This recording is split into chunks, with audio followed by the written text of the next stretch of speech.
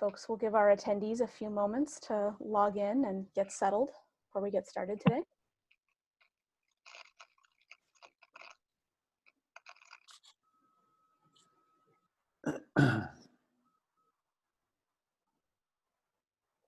All right, welcome to preview week for Willamette, the Pinot Noir auction. The wines featured in this tasting series are small lot bottlings for our exclusive trade auction. Contact Emily at the WVWA if you don't know about the auction and you'd like to learn more. I'll put her email address in the chat. For this year's auction, we're pleased to announce a charitable partnership with the James Beard Foundation's Food and Beverage Investment Fund for Black and Indigenous Americans as a part of their Open for Good campaign. All funds raised on auction lots beyond the opening bids, as well as through the Paddle Race Pledge, will go to the investment fund. I'll drop their website in the chat as well. I'd like to take a moment as well to thank all our auction sponsors for their ongoing support. And now I'd like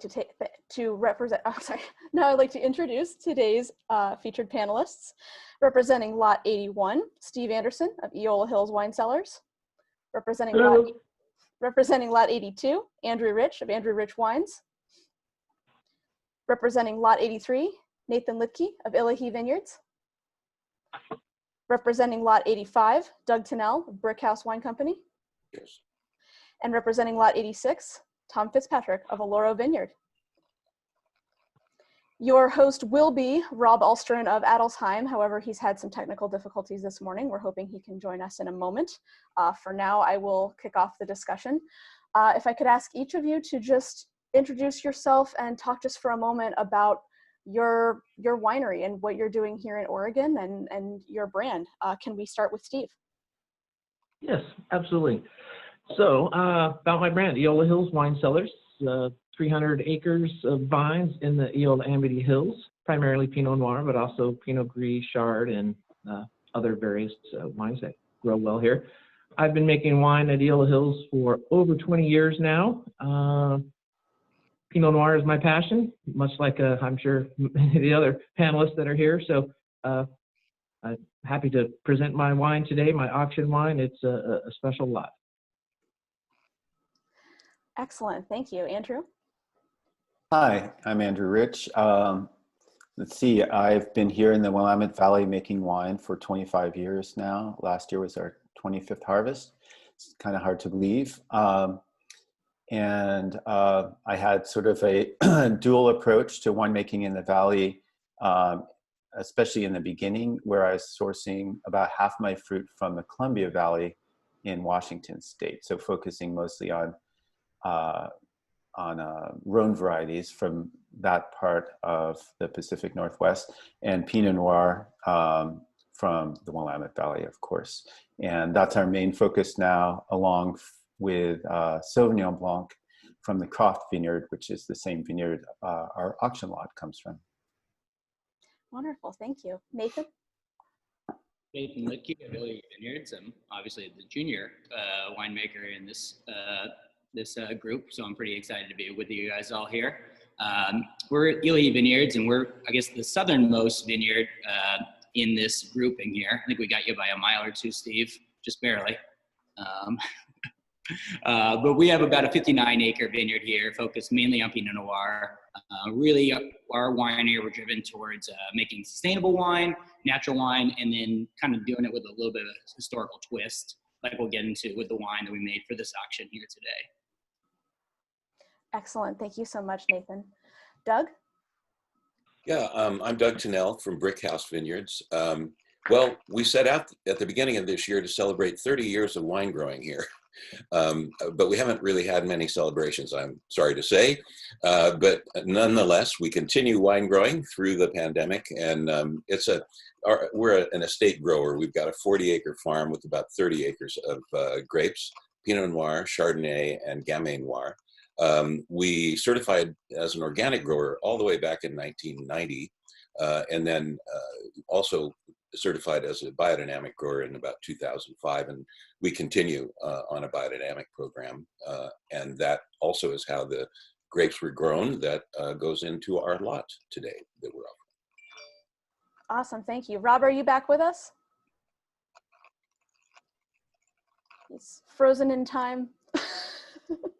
Let's hope he gets unfrozen. Tom, your turn. Yeah, so my name is Tom Fitzpatrick, and I'm the winemaker general manager with Alloro Vineyard. Alloro is quite a small producer, producing 3,000 to 4,000 cases annually. We're a single vineyard estate. It's a 110-acre property located in the Chehalem Mountains. And the planting is at 450 to 650 feet elevation. It's a west-facing slope. The vineyard was planted back in 1999. And yeah, everything that I make for Alloro Vineyard is off of this estate property. I've been making wine for about 18 years. Spent some time in various places, some time in Washington State, New Zealand, Napa Valley, some time in France and Burgundy, and showed up in Oregon in 2007 and joined Alloro Vineyard in 2010. Wonderful, thank you so much. I want to first ask you all about, well, we're hoping Rob can get connected. He's in Flagstaff, Arizona, so I can't imagine the internet is too reliable. I'd love to have you all discuss the 2018 vintage. One of the special things about our auction is that we focus on a single vintage and just a picture of that vintage across the valley. So I'd love to hear your impressions of the vintage, any memories of the vintage, anything that really sticks out in your mind, and then after that we'll discuss your individual wines, but I would just love to hear your impressions of the vintage as a whole. Let's mix it up. Tom, you want to get us started? Yeah, so the 2018 vintage at Alloro was part of a string of warmer earlier years, stretching from 2014 through 2018, with lower winter precipitation, kind of a warmer early season, which translated into an early bud break for all these vintages, 14 through 18. And I always think when you start the year early with an early bud break, the phenological time clock of the vine translates into ultimately an early harvest, but maybe more importantly, it shifts the ripening period from veraison to harvest, that ripening period for Oregon into the warmest part of our years, which is ripening August into September, as opposed to more classic Oregon vintage, which typically was ripening September into October. And so that 2014 through 2018 kind of looked like I just described. 2018 in particular, though, was the latest of that string. At Alloro, we harvested the last week in September, and the temperatures during September in 2018 were fairly moderate. So I would say of the long string of 2014 through 2018, early warmer vintages, that 2018 looked the closest among those, like a classic Oregon year. Yeah, I would say I love the 2018s. I think 2018 is probably one of the best vintages we've had in 10 years or so. It's because, as you pointed out, Tom, we were able to leave the fruit on the vine until much later. It was not as warm a vintage overall as 2017, and we got a little bit of rain not too long before harvest, so that even kind of fed the vines more. And I think the result was, some of the wines are some of the darkest and most concentrated wines I've seen in a long time, but they're not clumsy. The growing year was really almost perfect. Wonderful. Steve, what do you think?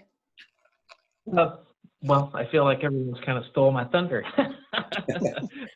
We didn't talk who was going to say what.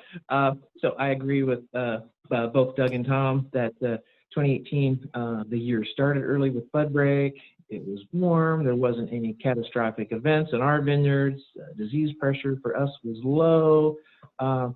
Colors great. Acid balance is they're just really fruity. I hate to use a cliche, classic, or maybe I should say, a stellar. It was a vintage year, and I don't know what any of the magazines have rated that vintage. I haven't bothered to look, but I would rank it right up there in the top. As 2018's Pinot Noir, Chardonnay, even the Pinot Gris are all stellar. Because we did get to choose when we wanted to pick. We weren't picking because it's going to rain tomorrow. We could pick whenever we wanted. So for me, here at Eola Hills, it was a leisurely harvest and stellar quality fruit.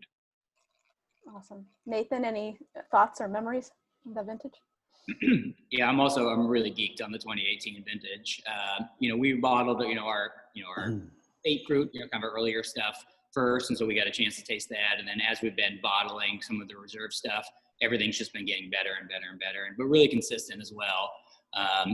The warm year, and we kind of had that early bud break as well. We were prepared to start harvesting in early September, so we kind of got the whole crew. We were really ready to get going in early September, but then it kind of cooled down and moderated a little bit, and so we had another free weekend and another free weekend, which was kind of nice. We were able to pick and choose when we wanted to start, and then just like Steve was saying, we were bringing in the exact amount of fruit that we wanted to pick each day, rather than knowing, hey, it's going to rain in 2 days. We got to kind of get going. So it was a really textbook harvest. I think I read the book.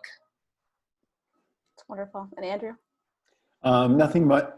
Excuse me. Nothing much to add. I think it was really a problem-free harvest or growing season. I think is the most notable thing. I think, as Tom alluded, is May and June were very, very dry, unseasonably dry. So, but it didn't. So there was the potential, I think, for struggle in some sites, but as Doug said, we did have some September rain, which helped a lot, and it was just perfect. So intensity, structure, but freshness and lift at the same time. Really, really beautiful wines. Wonderful, thank you. Rob, are you back? I am back. Yeah, sorry for the technical difficulty. I've been here all week and it's been fine. And of course, this morning I have the issues. So I just want to chime in on the vintage point too, because I remember not too long ago, several media sources would say, Oregon is sort of, challenged by this vintage variation. And while 18 is such a fantastic vintage, I'm curious, like, do you Oh no. Oh no. In mid-thought. Really finish his thought. I really wish I knew what he was going to ask. It sounded like a really interesting question. Well, I'll just chime in and say, I don't know if this is where he was going, but he mentioned how sometimes journalists talk about Oregon being challenged by vintage variation. I don't see it as a challenge at all. I think that's one of the glories of Oregon, is that we do have vintage variation. And sometimes for winemakers, when you have a string of vintages like 14, vintages like 14 and 15, which were just very hot, our two hottest years, I think, it gets a little boring. And also it's, not exactly what we're here for. We're here for a cool climate. So having these vintage variations, and then, a vintage that is, as Nathan said, textbook like 18, that's kind of a gift. But I love the differences we have from year to year. Me too. I agree, Andrew, with seeing a different expression of your sites, kind of that are delivered with the differences in year and conditions. Mm-hmm. I agree. I mean, the reason we're here, as far as I'm concerned, and it keeps me busy, keeps me thinking, keeps me off the streets and out of trouble. And Doug, would you say, since you're maybe one of the few here who's working with the same site year after year, do you find that there is a clearer vineyard expression in the cooler years, or not necessarily? Yeah, I do. I think the cooler years, those are years where we have a lot more ability to let the vineyard speak, if you will. And we were able to, we have a lot more tools that we can use to bring out the best of the vineyard. The warm years just kind of dictate, like, you gotta do this and you have no choice, you know, otherwise you end up with a big fat wine, you know. Yeah, and I agree, Andrew. I've worked with Alloro now, the single site, for 11 years now, and yeah, I find the cooler years allow for kind of retention of some of the subtleties, some of the subtle aromas and flavors, with more tension in the wines, more acidity, and some of these warmer years deliver a fuller, rounder wine, but maybe less expressive aromatically. And I see the good in both of those. And what I'm always looking to achieve is the combination of those, which is a vintage that allows me to have a wine that's full and round, and has intensity of flavor that you would typically find in a warmer year, yet is cool enough to retain some of those subtleties of flavor and aroma, and capture that kind of more complex expression that you find in the cooler vintages. And periodically we do have vintages where I feel like we achieve that to some degree. I do feel that the 2018s are a bit that way, as was 2010, for example, for us. And for me, here at Eola Hills, having probably the most vineyard holdings at the moment, we've got 5 different vineyard sites, some in elevation, some on the valley floor, some closer to the coast, and given all the different clones, I get to see a little bit more because I'm working from those different sites. So I have one vineyard that is every year, it's always the last, because it is just naturally cooler, and it's my favorite fruit. If I had to choose one vineyard block, as far as its consistency, because of that cool, the flavor takes longer to develop, but then the warm site. So I guess what I'm trying to say is I have the unique position that I have diversity within our own entity. So bringing it back in line with this auction wine, I selected one barrel out of 2,800 barrels of wine. We selected one barrel to bottle these 5 cases from. So this wine that we're doing in this 2018 kind of represents everything that all of us have been talking about, that given the soil, the grape, the clone, the barrel, the yeast, and the length of time aging has really made a wonderful wine. And to top it off, it's from the 2018 vintage. Yeah, that's a great point, Steve. I don't know if my sound is back, but the other thing too, up here where we are up in Oregon, that 100-foot of elevation change really is quite dramatic in what it does from a ripening standpoint. So we do have that ability, even in warmer years, to have some fruit that's at a cooler exposure or elevation. So, Julia, have you run through the wines in terms of letting everyone kind of talk on their specific auction lot yet? We were just about to do that. You want to kick us off? Sure. Let's start with lot number 81, Eola Hills. Steve, you want to tell us a bit more? You were starting to go down that path about Bam Bam, so I'd love to hear it.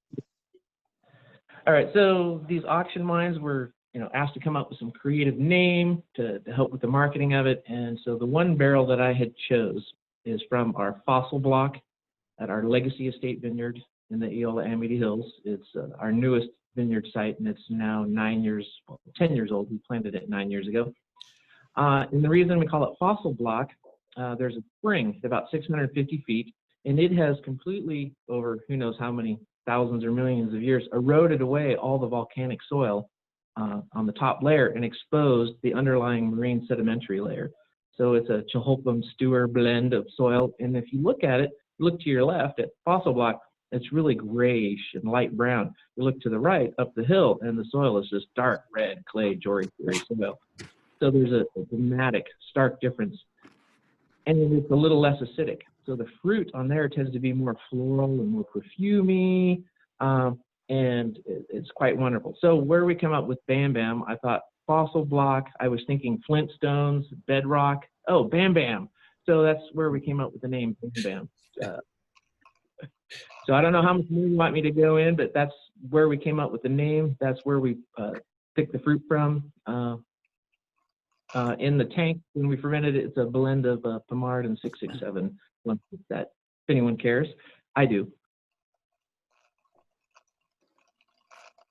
That's awesome. I love the name. I love the description you have listed there. I think it's great. You know, did it stand out from the rest of? I mean, you've got a lot to look at and choose from. It's got to be a tough choice on what you put together for the auction lot. Yeah, I like to think that all of my wines that I make are good, but we are doing it's a barrel auction. So chasing through the barrels, selecting out our reserve from our everyday wine, and this one barrel stood out to me. So it was an easy choice. It wasn't difficult. I said, oh, that's going to be my auction lot.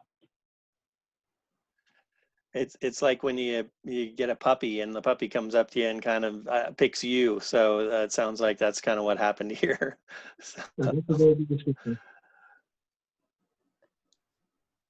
Good deal. Andrew, you have lot 82, which is called the Hat Trick. So you must be a hockey fan.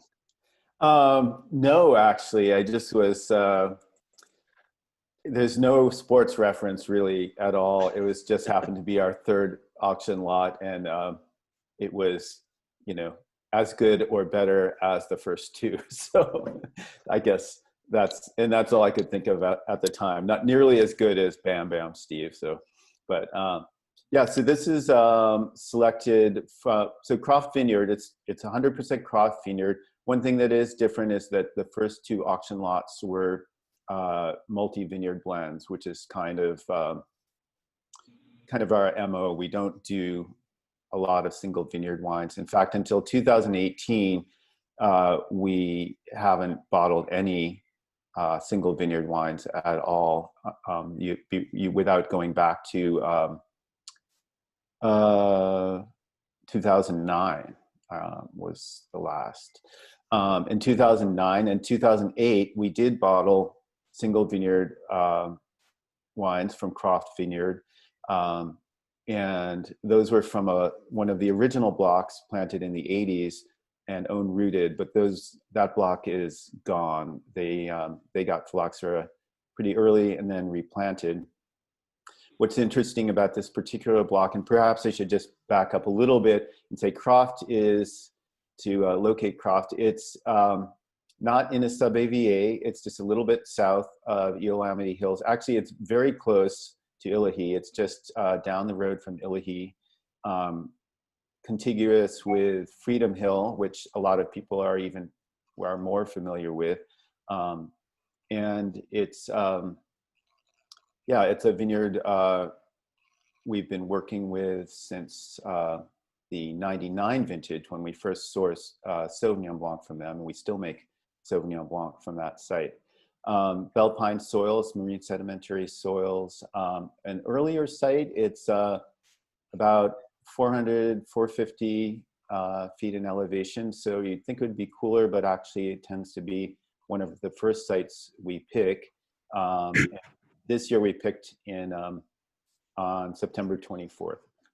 And we've been generally picking earlier and earlier, or at least in the warm years, trying to, again, maintain freshness and vibrancy and acidity. What we always get from Croft is power. There's a lot of structure there, a lot of tannic structure in particular. And tasting that wine again today, we bottled this just not that long ago. We bottled this in mid-March, so we'd like to over vintage. So it hasn't really had that much time in bottle, but it definitely shows its structure. But there's a lot of very dense red fruit and significant freshness in this wine, tension, as Tom said before. Yeah, and this is a wine definitely to put in the cellar. That's one of the things I thought was particularly imperative with an auction wine.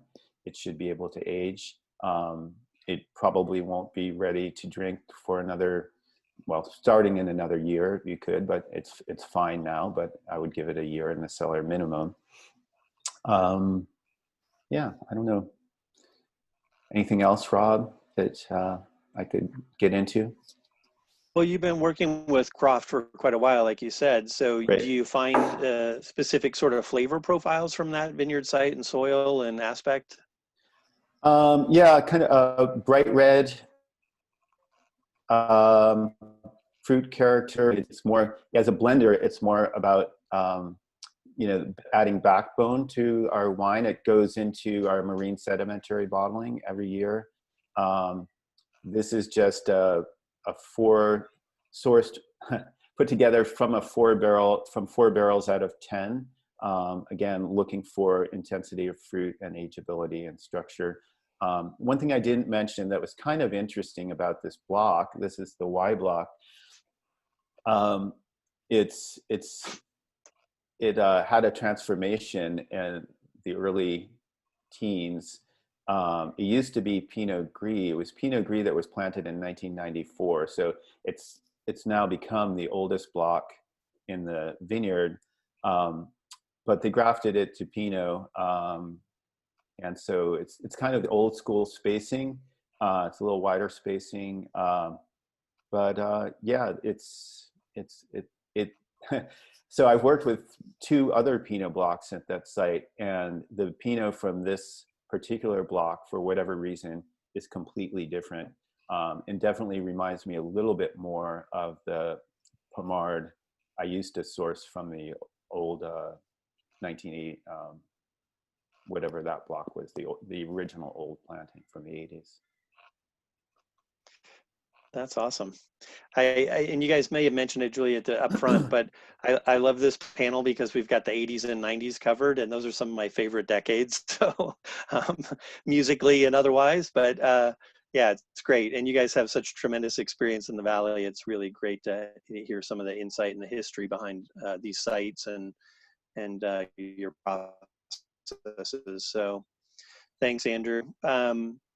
Nathan, will go to lot number 83, which is also five cases of Pinot upcycle, which I also love the story and the backstory. So take us through it. It sounds great. So our wine is upcycle, and what we wanted to do is kind of make a play on our 1899 wine, which is a wine that we make without the use of electricity. So we use only technology that's available prior to year 1899 in making that wine. But what we wanted to do is just kind of incorporate what we really like about that wine, but then not have to stick so rigidly to those principles on it. So we took the things that were working really well and kept those in. So we're calling it upcycle. And the reason we called it that is we made the wine, using our modern winemaking tools. We fermented this in concrete, actually. And we transferred it around using an old 70s Schwinn exercise bike. I'm going to try to move the computer, and hopefully this doesn't make everybody too motion sick. But here's our bicycle-powered wine pump that we use to transfer all the wine. So we wanted to so that was kind of where the upcycle came from. It was kind of this idea of taking something old and giving it new life in the winery, really. So this wine never got used in any pumps. It was just completely, leg powered as we were moving it around. And then the second half of this, of the name, unfortunately doesn't come into play this year, but we were planning to take this wine and bike it up to the wine auction. So we had all of our bikes and trailers already, and we were been training through the winter, and then obviously that's not coming to fruition, but maybe if somebody purchases it super locally, we could get it over to you. No promises on that if you live in Tennessee, though. Yeah, but and then just to speak to Andrew, you were talking about Croft Vineyard and us being similar here. We are outside of the AVA, but I just wanted to throw in, we're really close to becoming a new sub-AVA. I was just checking the registry yesterday, and we moved up to number 2 on the federal side. So hopefully with any luck, this 2020 vintage is going to fall into that new sub-AVA, which would be the Mount Pisgah AVA, which will be the second smallest in the state of Oregon, once it does get approved. I'm putting the name of Mount Pisgah in the chat just so if folks want to look it up and learn more. Yeah. Thank you so much, Nate. I'm not sure, Rob, are you back? I am, yeah, Okay, sorry. And then just to talk about the wine too, besides just the, kind of the way we made it. I mean, it was fermented in concrete. It was aged for about 16 months, like I assume just about everybody else's was in this. It's all a Pommard clone. So in a warm year, this came from a Pommard block on our site that was a little bit later ripening. So it was actually some of the last fruit that we picked off of our vineyard. So it got a lot of hang time, and it got really, the 18 vintage, as you guys were saying, is really concentrated, and this feels even more concentrated as far as our site goes. We aged in about 50% new oak, so it has a lot of structure to kind of balance that fruit. I think this is a wine that is going to age really, really well, just because it is so massive, really.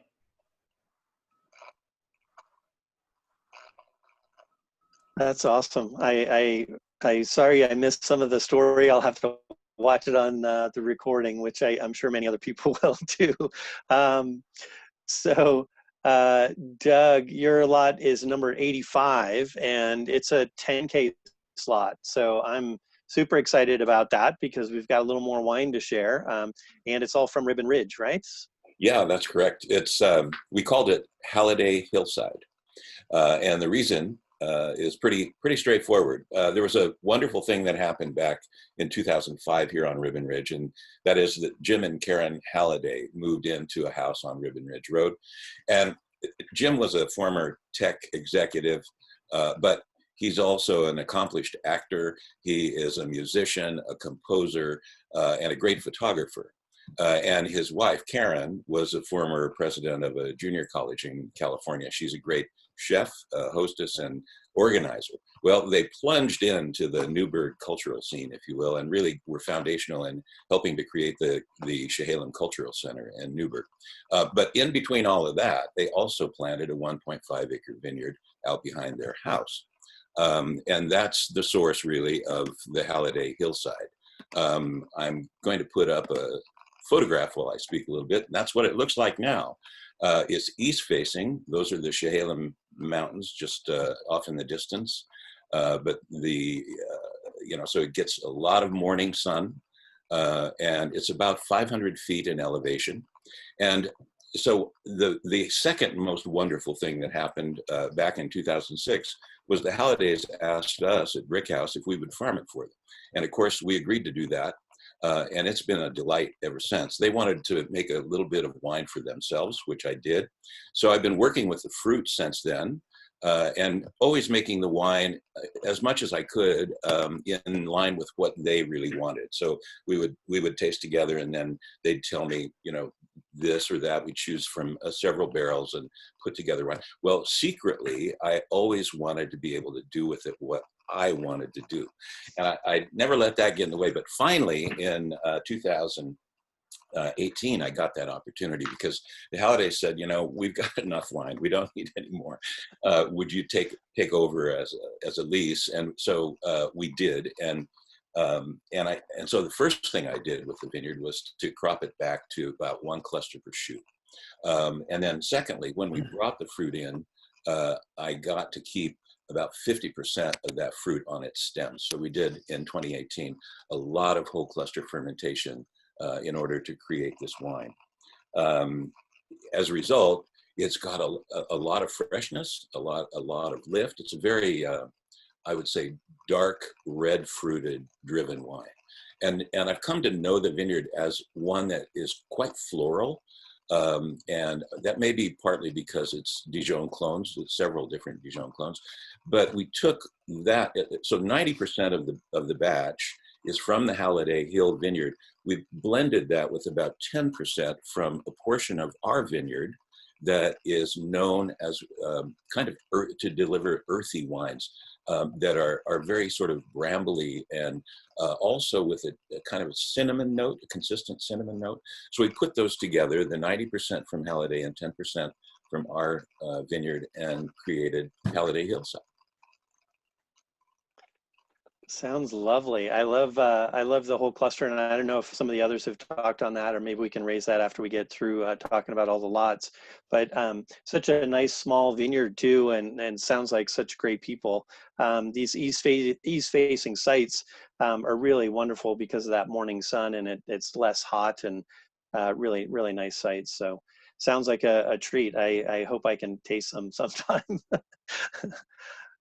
Thanks, Doug. That's great. Yeah. Drop in. How's it tasting this morning? It's really, you know, it's, what is it, 9:30? I'm just trying to hold back.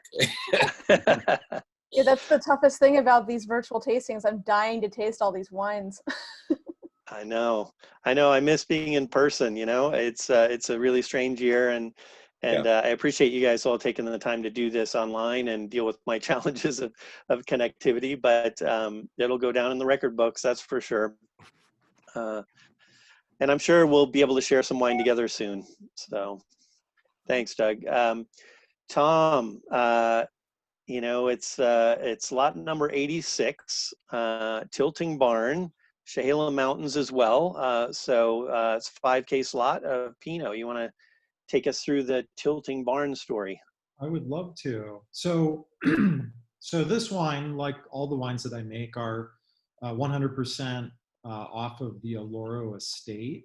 And actually, I'm just going to quickly here throw a photo up. Can everybody see that? So this is a portion of the Alloro estate property with the winery here in the middle of the property. And with the auction lot, and essentially with all the wines, it's broken up into different blocks, different clone rootstock combinations, some different elevations and undulations. And with all the wines, with all the Pinot Noir off the property, I harvest each of those blocks separately. They all get fermented separately, and they all go to barrel separately. And I make 3 Pinot Noir wines off the property, plus the auction lot. And they're all selections of these 80 barrels that I have in the cellar. And I don't taste through I taste through each of the individual barrels, and I don't have any preconceived notions of what should go where. It's basically, I taste through them blind, looking for the characteristics that'll satisfy the vision for what the wine should be in my mind. And this all starts with the auction lot. It's the very first wine that I go through and do my selection with. So I have the choice of everything that's in the cellar. And the focus with the auction wine is I'm looking for a wine that's very relative to ultimately all the wines that I'll make, that's very full on the palate, that has very fine focused texture, but that persists on the palate to lend some degree of structure to the wine. I'm looking for wine from barrels that, in particular, some of the new oak barrels that best complement some of the darker flavors from the site. And so our Tilting Barn this year ended up being from 2 blocks off the property. It's 21% Dijon 777 and 79% Dijon 114. It's a selection from 4 different barrels, so portions of these 4 different barrels. And yeah, and what I like to do with the auction lot each year is, name it after something that happened in that year on the property. And so, can everybody see my little cursor moving here? Yep. So adjacent to the Alloro property here, you can see this tree line. There's 40 acres over here. And in the 10 years that I've worked at Alloro, I drive past, and there's this beautiful weathered barn that is located up at the top of the property. And I've always looked at it, I've always wondered about it. And in 2018, this vintage that this wine is from, Alloro purchased that 40 acres, expanding the acreage of Alloro to 110 acres. And so as I thought about what happened in 2018, and I thought about that new property, and in fact, our new tasting room, they started construction in 2018 as well, which will be finished this year.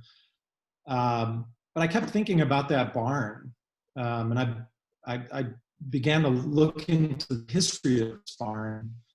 And what I found really was this wonderful story of kindness and friendship that I wrote about in the guide.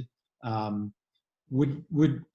don't know if we have the time for me to kind of go through it. Would you like me to kind of share that? Yeah, sure. Yeah. Sure. So basically, this is a barn that was built in 1901, and it has this severe tilt to it. And I've always kind of wondered about that. It was built by the Trevor family that owned and farmed this property. And on October 12th of 1961, there was the Columbus Day storm. Is anybody here in Oregon in 1961 to remember that storm? Do you remember that storm, Doug? I do, yeah. I remember going out into our backyard and helping my dad prop our fence up because it was about ready to fly away. Yeah. Yeah. So it was this tremendous storm actually that pushed this barn and created this tilt kind of on this weathered frame. I mean, it was quite an old barn at the time.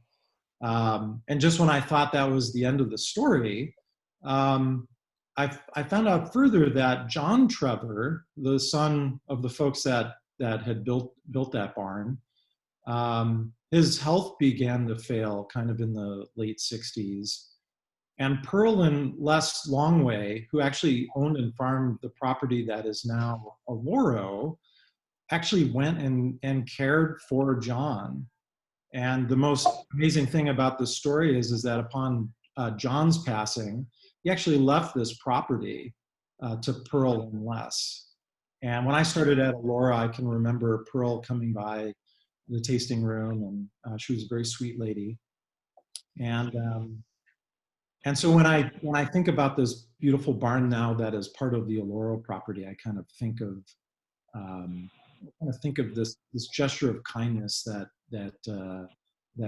John kind of shared with Pearl, and I should say the kindness that Pearl and Les showed to John, and the kindness in return that he kind of shared with essentially giving this property to them.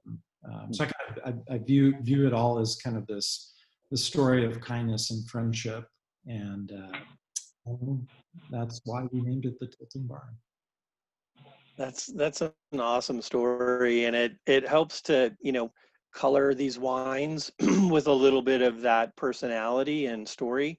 Much like art, you can look at something or taste something and appreciate it, but if you know these stories and the history behind it, it just makes it so much more rich and emotionally connected. So I love that story, and it's the same with yours, Doug, and I'm sure the rest of the crew here.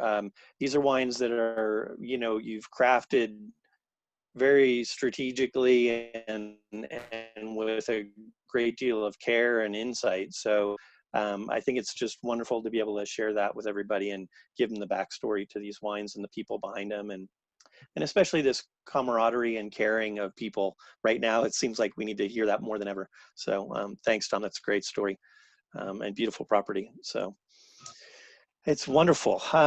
So we've got, we probably got another 10 minutes or so, right, Julia? Yeah. We have time for a few questions. Yeah. So I don't know if anyone has questions, feel free to put them in the chat as you're going along. Do you guys have any specific questions about each other's lots now that you've kind of heard the stories? Andrew or Steve, you have questions about the other lots or anything you want to interject or ask about those lots before we throw some other questions your way? Well, I don't. Yeah, I want to taste them. I want to talk about more of the specifics of my particular wine and the balance and everything like that. So can I just jump right in? Yeah, for sure. All right. So I've got my glass of wine here ready. Like Doug, I've been like secretly sipping it over here on the side. So this 2819, one of the reasons I chose it because it has this really nice deep nose of pomegranate, but because of the new barrel that I used, it's got a little bit of smoke, but it's not overpowering. And then right underneath that, I mentioned that fossil block, that marine sedimentary layer. It gives me a lot of flowers. It smells strongly of violets. So you know, think April, May, violets, and then pomegranate and smoke. It's a fabulous wine. But then once in the mouth, the sensation on the palate really evolves. I mean, quite literally, again, this fossil block, bedrock, bam, bam, prehistoric. When you put it in your mouth, you really don't taste a lot. It just rolls right to the back of the mouth. And then those tannins attack the back of the mouth, but then it just rolls up the side of my mouth. And then the fruit just kind of pushes forward like it's trying to escape my mouth. So you keep your lips closed and you swallow it, and it's really wonderful. And because of all those various components, you know, it's rich and complex, which all auction wine should be, but you know, the balance of the oak, the alcohol, the fruit, and the acid, and all that goes into it. So the oak and the tannins, back of the tongue, you know, black tea and smoke, then the alcohol lifts everything to the top. You know, that's what's, you know, driving these reactions in my palate. And then that fruit just moves to the front. You know, the sweetness comes out. So that's my wine: pomegranate, smoke, black tea, and violets. And it just really moves all over my palate. So I mean, I'm really animated. I'm excited about this wine. That's awesome.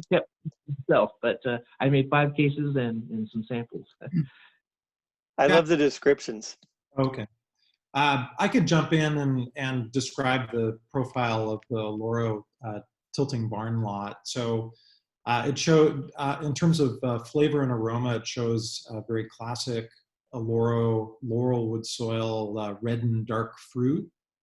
So you'll see black cherry, black raspberry. It has a powdered perfume of rose petals, baking spices, and some notes of sandalwood. Good minerality. On the palate, it's very full, with very fine and soft tannins that persist nicely, kind of giving, adding structure and giving a plush velvety texture. Bright acidity, adding tension, and a very long finish. I find the wine to be powerful yet graceful, seductive and seamless. Nice. Very poetic too. Thanks, Tom. That's good work. Andrew, you were going to jump in too and talk a little bit about more flavor profile or question you had. I'll just I don't really like describing wines, and I can't do justice to it the way Tom and Steve have. But I'll just say I'm really noticing, maybe it's the time since toothpaste, but in the hour or so that the wine's been open, it's really evolved a lot. It was a little bit closed when I first opened it up, which is not surprising since it certainly hasn't been bottled very long. And but it's really opened up, and as I said earlier, you know, this is our go-to site for power and structure in our marine sedimentary blend, backbone, if you want. But this just has not only that, but it has this intensity and this grace, and I think it's just there's such good acidity in the year in particular, or in the year in general, in this wine in particular, that it just really carries the wine through. And I'm noticing just how much length it really has, and really excited to taste this again in, you know, a year, 5 years, maybe 10 years, see what it does. Yeah, all the above, right? And see how it's continuing to evolve. As you were talking about describing the wines, it reminded me of our friend Patrick from Dominio 4, who likes to paint his tasting notes and shapes and colors. So maybe you could try that next, Andrew. Yeah. No, I can't compete with Patrick by any means, but maybe I can think of something else to do. Right. Video. Maybe you could make some music or video. Right. Yeah. Nathan, do you want to touch on your wine or anything else in particular on this before we tackle another question? Yeah, well, all your guys' wines sound great. I think, I don't know if I can get in on the bidding on these things. They sound pretty good. No, I just, I guess in general, I mean, I think like we were saying, the 18 vintage is really great. What I think is fun about this wine is we've always kind of have wondered, you know, what exactly a wine would taste like if we could kind of use that same process that we're using for our historical wine, but then add in some of those newer, fresher elements, kind of being able to keep it under compressed gas to kind of add some little more freshness to it. And what we're seeing is it really preserved a lot of the freshness. We're getting a lot more fruit in it. We're still getting a lot of that big structure, especially with adding a little bit of it sounds like almost everybody did some amount of whole cluster. Is that right for this vintage? We did about a third on this, which I think. Yeah, we didn't. I used to do quite a bit actually with Croft, just trying to come up with different ways to moderate the tannins. But now I've gone away from that, and you know, we do in many other lots, but not in this one. And you know, this one we ferment just to maybe a little bit cooler, definitely less. Yeah, fewer pump overs, punch downs, pigeage. Trying to be a little bit more gentle with this site.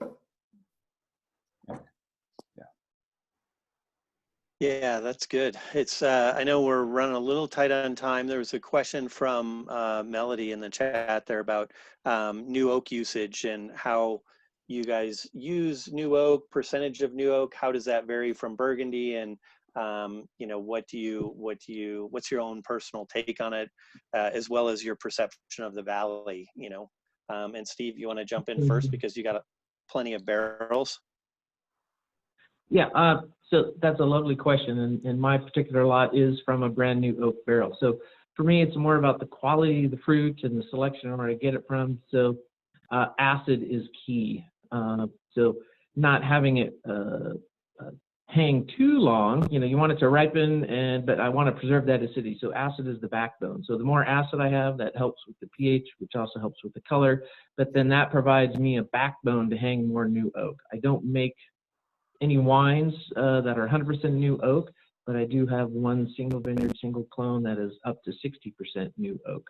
So oak for me, my philosophy is I want you to taste the wine, taste the grapes that the wine were made from more than the barrel it was fermented in. You know, oak is a tool that I help enhance it. That's how I get that smoke. But otherwise, yeah, 100% new oak does overpower most of the Oregon Pinot Noirs, at least from my experience. Yeah. Yeah. Doug, you want to chime in on that too? Yeah, sure. So our lot is about 35% new wood. And I agree with Melody, who I see her question, that 20 to 30% in general is a pretty good marker. And I think that probably describes what a lot of us use in the Willamette Valley. I'm really careful with wood, especially in a vintage like 2018, because the vintage itself delivered such good stuff. You don't want to mask it, and oak can mask it. And if you overdo it, I think you're going to lose something. So we just try to let the vintage express itself and not let the wood get in the way. Yeah, that's great. One line with sorry, Tom. I was going to say the way that I use oak is looking to, you know, complement and or play up maybe particular flavors in the fruit, from the fruit. And so with some of the cuvées that I put together where I'll use a slightly higher percentage of new oak, yeah, it's choosing cooperage that really complement particular flavors that I'm trying to emphasize. Yeah, and that's kind of how I do my selection. And it really varies, as Doug alluded to, depending on the vintage and the fruit, as to what percentage you can use. There are some vintages where I can use a slightly higher percentage to achieve what I'm looking to do with that kind of complementing and playing up with particular characteristics, and then others it's much less. Yeah, Nathan, continue on that thought briefly, because new oak is not new oak is not new oak, right? Yeah, and we do make one wine where we do use 100% new oak with that, but that whole process is pretty premeditated. So, I mean, as Thomas, you're saying, the barrel selection, the cooperage is pretty important in that.